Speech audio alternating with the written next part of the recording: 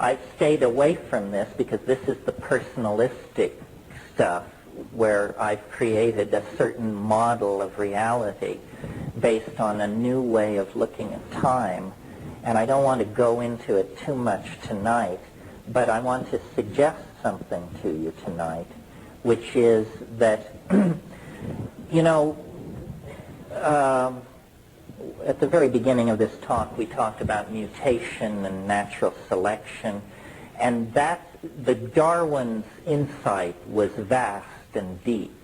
And what he offered was an explanation for how rainbow trout come to be, monarch butterflies, redwood trees, herds of elephants, so forth and so on. What it doesn't address is us.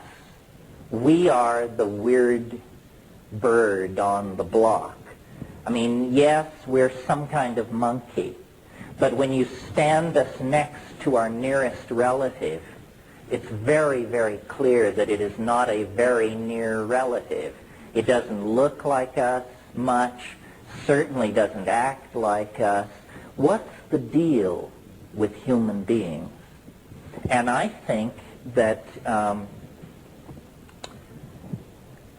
you know how all these religions, these Western religions, have built in this idea of the end of the world, and they're always running around expecting the Messiah or something. And this, to the scientific mind, is just the final proof of the pudding that these people have water between the ears. Because science just says, you know, that's just ridiculous. I mean, but I wonder, I mentioned just a minute ago these curves that when you propagate them into the future, everything leads to the unimaginable, and it's all within the next 50 years. So I sort of think as human beings as analogous to iron filings on a piece of paper. And you shake these iron filings out of a salt shaker or something, and there they lie, randomly arranged in heaps. Well, then you come underneath the paper with a very powerful magnet, and lo and behold, these little iron filings coherently arrange themselves into this beautiful double mustache pattern, which I'm sure you've all seen. Well, I think that there is an enormous punchline to the historical process that very, very few people suspect, and that what history is, it's what happens to an animal who falls under the influence of a kind of strange attractor, and that we are being pulled into a well of transformative intentionality. History is not pushed by the casuistry of war, migration, imperial dynastic families and stuff like that. History is pulled toward an unimaginable something which is continuously trying to mirror itself in us. This is why these Egyptians said, you know, I don't know what it is, but I just think we should really build a big, simple building. They say, I don't know why, but I'm going to enslave 50,000 people and do it, and don't ask me why. And this is the same force that reared Chartres Cathedral. This is the same force that created the space shuttle. We are in a relationship to an unseen something which we keep trying to image with our mythologies, our religions, our technologies, our epiphanies. And I think that it's not so far away, that it isn't 10,000 years in the future. It is sometime in the next 50 years. And that this is what history was for. You see, history is an incredibly peculiar and brief phenomenon. I mean, viewed from the point of view of biology, it's less time than it takes for a new species to emerge. I mean, let's call history 25,000 years. You know, in frame 1, you're chipping flint. In frame 2, you're hurling an instrument toward Alpha Centauri. Like that, this happened. Well, what's happening? It's that mind itself is being pulled out of this creature, and it's being given hands and languages and symbolic systems in order to image the unspeakable. The unspeakable, I call it the transcendental object at the end of time. It casts, it's in another dimension. It's in a kind of superspace. And what it casts into history is the enormous shadow of its immanence. This is what straight people call God. This is what all these visionaries are raving about. It's that when you sink beneath the surface of ordinary causality and mundane ho-humism, what you discover is this enormous transcendental object, which you could call it, you know, the Sacred Heart of Jesus, or the flying saucer, or the Philosopher's Stone. It's all of those things, and much, much more. It's not only stranger than you suppose, it's stranger than you can suppose. And it has called us out of animal organization. Over a 25,000-year period, we hang in the balance, and then we meet it. And we're going to meet it. That's the light at the end of that birth canal of transcendence that I referred to. And now I see that our song is sung, our time is done. Thank you very, very much for turning in.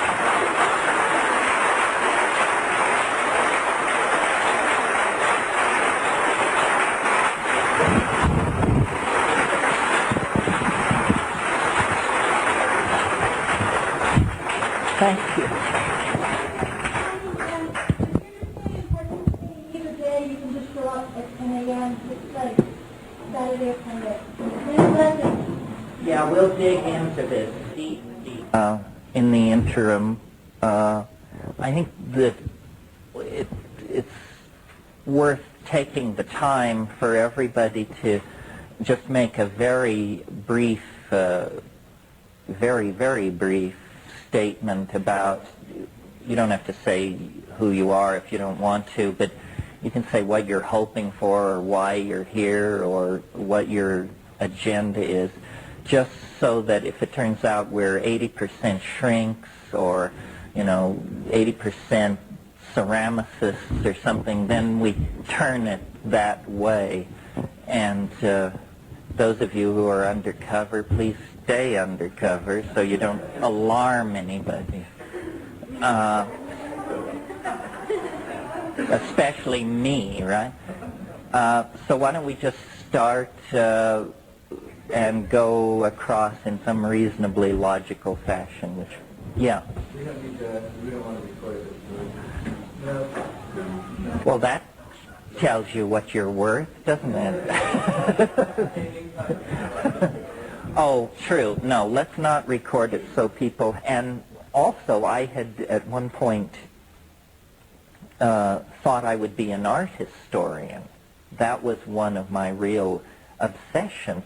So I had enough art history to be trained in, you know, recognizing the evolution of motifs, how one artist passes on techniques and conceits to his students or his imitators, and all this art historical stuff. And I also had been very interested in Jung. And none of this seemed to explain the content of the psychedelic experience. I would get in there and say, well, how come I'm not seeing A, archetypes, and B, things which somebody else, you know, I don't know, Dali, Ensor, Caravaggio, Bosch, somebody should have seen this stuff and gotten it down. And there didn't seem to be a trail through the history of Western art of the presence of this dimension. So then I thought, wow, is it that nobody knew about all this? I mean, Bosch would have given his right arm for a sheet of blotter, I would think. So it became for me like a mystery. Where is this stuff coming from, and what does it say about our humanness? Yeah. I've read that Boston is somewhat of a guinea pig by the alchemists of his time. They were experimenting with him. Well, there's a lot of ink been spilled over Bosch because he is such a startlingly radical painter in the context of his time. Many of his conceits were picked up after his life. Peter Bruegel the Elder being the foremost exponent of it. He may have been an alchemical guinea pig. Fraser, I think, wrote a book called The Millennium of Hieronymus Bosch, in which he wanted to suggest that maybe Datura use, that there was a cult called the Brotherhood of the Free Spirit, which practiced ritual nudity, which begins to sound something like the orgies we talked about last night. It was a cult of printers, and it may be that the Garden of Earthly Delights was actually painted as an altarpiece for a congregation of the Brotherhood of the Free Spirit. But this is all pretty murky stuff. It's hard to get back to Bosch. He didn't leave any written records. We have his birth is recorded in the parish church of the village where he was born. We know he was born sometime around 1450, died in 1516, but the details are pretty murky. Well, not to belabor Bosch. So what I thought would be a reasonable way to do this morning is to take the most extreme psychedelic case and experience and describe it and talk about it a little, and then see what issues that raises. Because my experience with this stuff has led me to the conclusion that, in a way, it's to be thought of, this other dimension, is to be thought of like a mandala, and different psychedelic compounds and generously different kinds of yoga and different kinds of techniques of all sorts land you in different parts of this mandala, but that what you're always trying to do is get to the center of the mandala. And it's simply my bias, my opinion, but I think the center of the mandala is probably the DMT experience for a number of reasons. And so I thought it would be interesting to talk about it this morning. First, let me talk about it physically. DMT is an indole hallucinogen, a tryptamine, and it's produced endogenously in the human brain. This is very interesting. Very few psychedelic compounds are produced in the human brain. We don't know what DMT is doing there, but it means essentially that we all are subject to arrest on a technicality because we all are holding a Schedule I drug. It's sort of the ultimate catch-22, where if all else fails, they just say, well, you were holding anyway. The interesting thing about another interesting thing about it is that it's incredibly rapid in its onset and in its disappearance. The whole trip lasts about 15 minutes. This makes it a tremendous tool with which to challenge the critics of our position. Because if somebody wants to rise up in righteous wrath and condemn psychedelics, then you say, well, you have tried them, haven't you? And of course they never have. It's like scientific denunciations of astrology. I mean, scientists love to denounce astrology, but find one who can cast a natal horoscope and I'll give you a hen's tooth. You know? So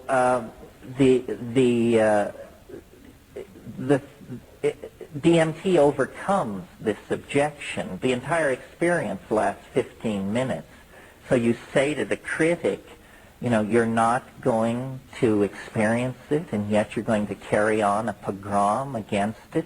You won't invest 15 minutes to checking out what this is about. You know, what kind of scientist are you? So it has that social efficacy. Now, the fact that it is the strongest of all hallucinogens, at least if there are ones stronger, please keep them away from me. I mean, I don't think anybody needs to get higher than that. I certainly don't. I mean, I've at times come out of those places and said, this stuff is illegal. You know, it breaks cosmic law. Of course, then Tim Leary told me that cosmic laws are only local ordinances anyway, so it didn't really matter. Okay. Well, good question. Yes, it's the commonest of all hallucinogens in nature. It occurs in many grasses, Phalaris tuberosa, Phalaris arundinacea. It occurs in a number of leguminous plants, probably the most spectacular being Anodonanthera peregrina, this huge tropical locust-like tree from which the snuff called niopa or ipina is made. That's a tough way to get your DMT, let me tell you, because there's so much cellulose and other crap and corruption in the mix that you have to do like a tablespoon up each nostril. And the technique is you get a bamboo tube or a hollow tube about this long, and you pour in this tablespoon of this stuff, and then you squat down on your haunches and you get a friend and you put the tube up your nostril, and then the friend blows with the full force of his breath, blows the stuff into your head. Well, you fall, it's like being hit in the face with a 2x4. I mean, it's like you think he kicked you, and you fall over backwards, you scream, you salivate, you get back up on your haunches, and by this time he has refilled the tube for the other nostril. So, and then after,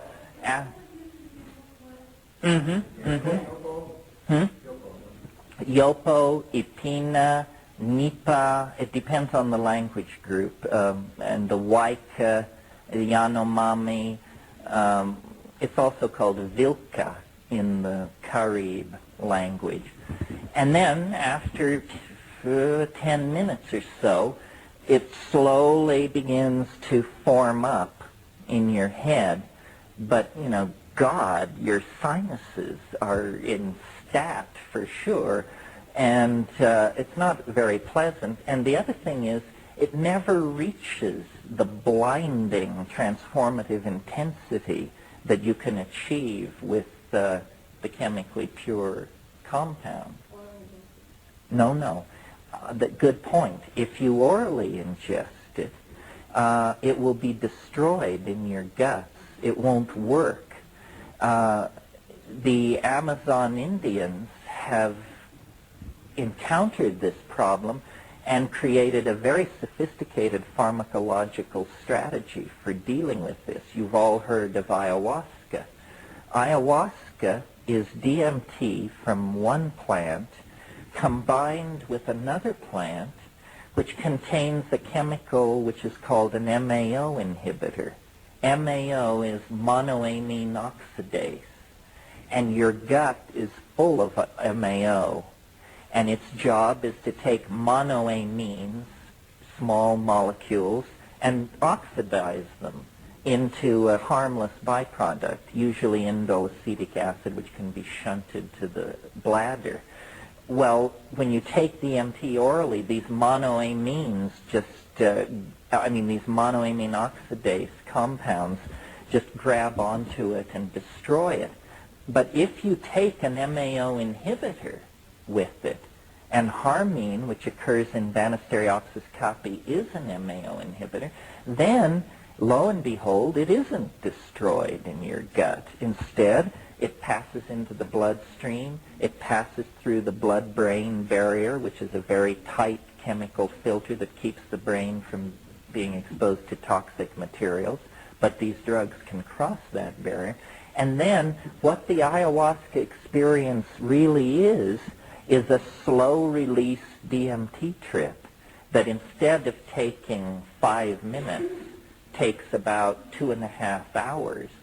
And if you really know your psychedelics and your breath control techniques on ayahuasca, over an hour or so, you can work yourself to a place where you say, Lordy me, it looks just like a DMT flash. And it does, but you've had to do some hard climbing to get there. With DMT itself, once you push the start button, there's no stopping it. And I think it's worth describing it. How many people have had this experience? Well, so they can somewhat anchor it. It's very subjective, obviously, but I will describe what happens to me, and then we can work out from there. One point that I want to make about these things is that the great strength of the psychedelic possibility is it's democratic. You know, it isn't that people of great spiritual advancement attain these states, or people who have studied under some lineage. It's truly available to everyone. And when I had my DMT experiences, I realized, you know, either I am incredibly special, which there's no other evidence to support that, or this is something which can happen to anyone. And that's the more interesting possibility. After all, if it can only happen to very, very special people, then that lets most people out. But if it's generally available, then it's big, big news about the human condition. Yeah. Just